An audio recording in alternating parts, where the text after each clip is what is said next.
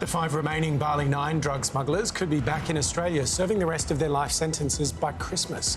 Anthony Albanese met with the Indonesian President, Prabowo Subianto, on the sidelines at the APEC summit to negotiate the possible move. The 5 men have served almost 20 years of their life sentences for attempting to smuggle 8 kilograms of heroin out of Indonesia. The proposal isn't, as I understand it, to release these people. They would continue to serve their sentence, except they're serving them in Australia. Well, Michael Bachelard is a journalist at The Age and has been covering the Bali Nine for more than a decade.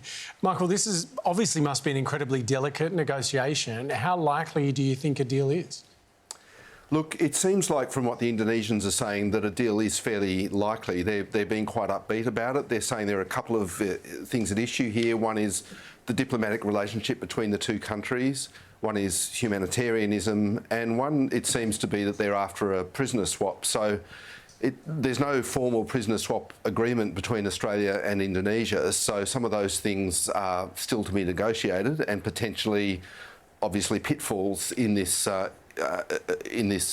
policy change or this allowing the people to come home. But the way the Indonesians are talking about it seems to be quite upbeat.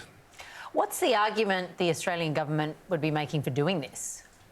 Look, I think the Australian government would be saying it's 19 years, they've been there long enough, they've had many attempts to get a remission of sentence from life down to 20 years, and if they'd had a 20-year sentence, as one of their cohort, Renee Lawrence, had, they'd be out by now with remissions and so forth. So I think they'll be making the argument that it's a humanitarian question, that they've done their time and that it's time to let them out.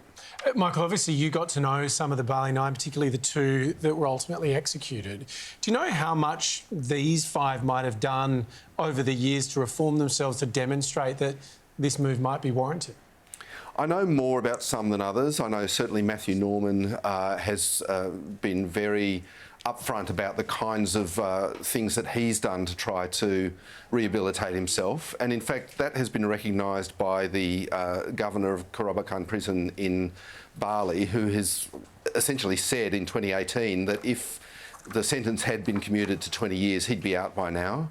Others have gone to different prisons in different places, some in Java, and I've sort of lost touch with them a little bit, but it was certainly the case for all of them that they knew that good behaviour, that running programs in prisons, that, being religious and so forth were things that they could do to try to achieve leniency and clemency, and my expectation is that they have all been basically model prisoners.